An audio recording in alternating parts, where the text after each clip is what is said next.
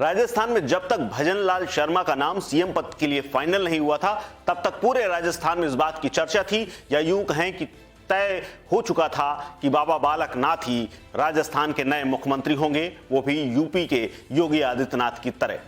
रोहतक के जिस मस्तनाथ मठ के वो महंत हैं, वहां पर लड्डू तक तैयार हो गए थे। पार्टी के आला कमान और सूत्र भी इस बात की ओर इशारा कर रहे थे कि राजस्थान की नई कमान बालकनाथ के हाथ में होगी, लेकिन ऐसा कुछ नहीं हुआ और अचानक से भजनलाल शर्मा का नाम सामने आया और उन्होंने आज यानी अपने जन्मदिन 15 दिसंबर के दिन शपथ ले ली। अब सवाल उठ रहा है कि आखिर बाबा के साथ ऐसा क्या हुआ, लेकिन सबसे दिलचस्प बात यही है कि शपथ ग्रहण समारोह तो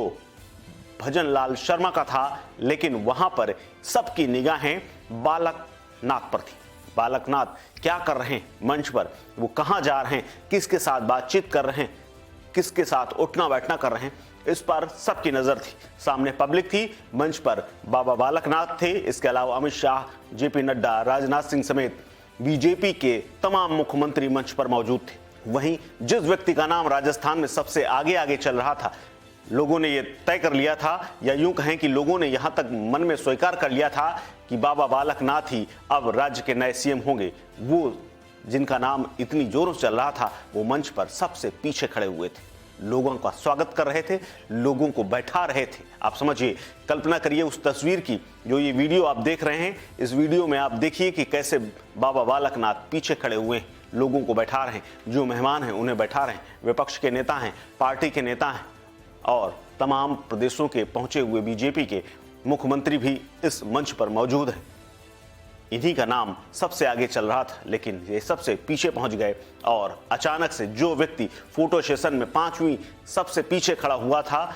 भजनलाल शर्मा, वो सबसे आगे निकल गया। और बीजेपी इसीलिए जानी जाती है कि जो व्यक्ति सबसे पीछे होता है वो कब आगे निकल जाए कोई भरोसा नहीं।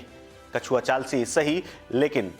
जिस तरह से बाबा बालकनाथ को पीछे छोड़ा गया, मंच पर उनकी जो स्थिति है, उनके चेहरे का जो हाव भाव है, वो भी ऐसा ही कुछ दिख रहा है कि भजनलाल ने कितनी तेजी के साथ पीछे बैठ करके, पीछे खड़े होकर के भी पहली पंक्ति में और आज शपथ तक ले ली, लेकिन बाबा बालकनाथ जिनकी इतनी चर्चा थी, जिनके बारे में इतने कसीदे पढ़े जा रहे थे, वो सबसे पीछे हो गए। अब जनता को भरोसा भी नहीं और मंच से जो तस्वीरें सामने आई हैं, उनको देख करके भी जनता को भरोसा नहीं हो रहा है, क्योंकि तमाम संकेत इस बात के मिल रहे थे कि सीएम पद की दावेदारी से वो खुद को अलग नहीं कर पा रहे थे। यहां तक कि वो कह रहे थे कि पार्टी अगर उन्हें जिम्मेदारी देगी तो कुछ भी करने के लिए तैयार है। लेकिन बाबा बालकनाथ के बारे में जितनी चर्चाएं थी, जितना सब कुछ अनुमान था, वो सब धरा का धरा रह गया। और आज जब भजनलाल शपथ ले रहे थे तो वो मेहमानों के लिए अरेंजमेंट कर रहे थे उनके मंच की। तो आप समझिए कि योगी की छवि वाले और यूपी जैसा जो फॉर्मूला था, वहां कॉपी पेस्ट जो होने वाला था, जिसकी तमाम चर्चाएं थी,